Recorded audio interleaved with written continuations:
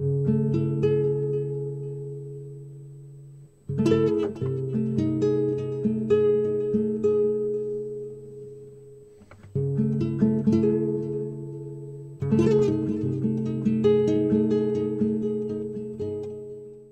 see from one year to another that especially in the field area where pesticides are mostly used for crops, the winter losses are higher and higher.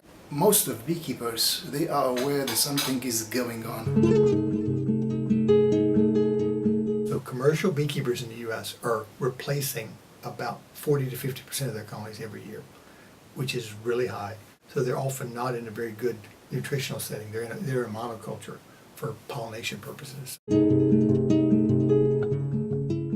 ont de plus en plus de problèmes pour renouveler les reines, pour avoir des colonies qui se développent bien.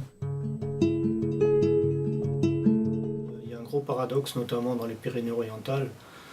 Beaucoup de ruches qui étaient en estive, donc en montagne, subissent actuellement de gros soucis et de grosses pertes.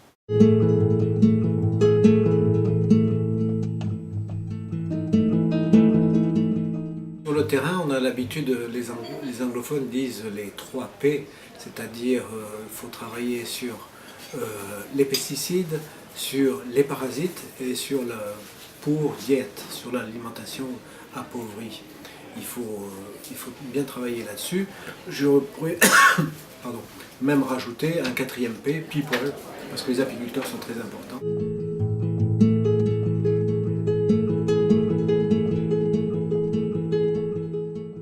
Ich selbst vor 5 oder 10 Jahren hätte ich noch gesagt, alles was Winterverluste ist, das sind natürliche Verluste und auch Varroa-Verluste, und Pestizide würden eher wenig Rolle haben, aber mit den jetzigen Ergebnissen, die wir auch im Bienenbrot im Herbst bei den Bienenvölkern gefunden haben, wo dann dieser Pollen auch im Winter den Bienen zur Verfügung steht, kann man sagen, dass Pestizide auch im Winter bei der Überwinterung eine zunehmende Rolle spielen und schaden.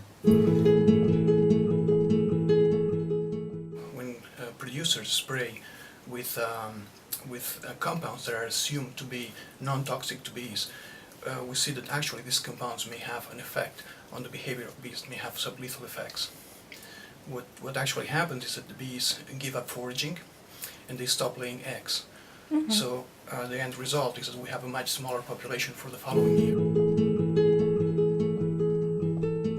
The last 10 years, I would say, the bees in general, mainly the managed bees, they do face this problem or reduced ability facing their own diseases, because exactly the agrochemicals make them more susceptible to their own problems inside the colonies. And we have to live with both of them, and we have to find a way of dealing with it. But it's more difficult to deal with enemies inside the colony and enemies outside of the colony. Aujourd'hui, avec les dernières études qui ont été faites, on met maintenant le point sur les fongicides, l'impact que peuvent avoir des fongicides. Et je me dis, les phénomènes qu'on observe au niveau des reines, est-ce qu'on n'a pas d'autres phénomènes encore qui rentrent?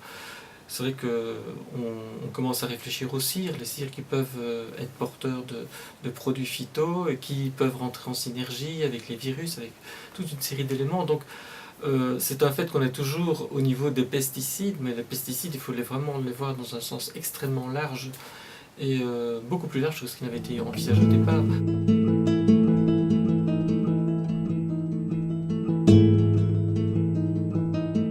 Generally, the farmers and beekeepers try to cooperate much better than in past because of this neonicotinoid case, because of some other illegal operations in large-scale farms, which causes damage to a couple hundred of bees.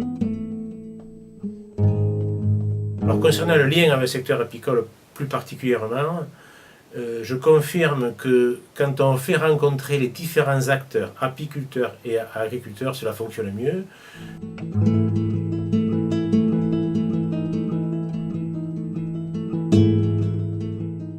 Il y a encore des paradis à travers le monde, des paradis où l'apiculture est prospère. par exemple l'Australie. Dans ce pays, c'est le seul au monde qui reste, à part quelques îles du Pacifique, sans varroa. Donc on n'a pas le problème de varroa et de tous les effets collatéraux, c'est-à-dire des virus que le varroa apporte, c'est-à-dire aussi les contaminations des cires, avec tous les produits pour traiter contre varroa. Et puis 95% des sources nectarifères et pollinifères en Australie, c'est dans le bush, c'est les white flowers, c'est l'eucalyptus, etc., où on n'a pas ni de semences enrobées, ni de traitement aérien. Et donc, vous voyez, ce sont des cas qui nous font réfléchir énormément.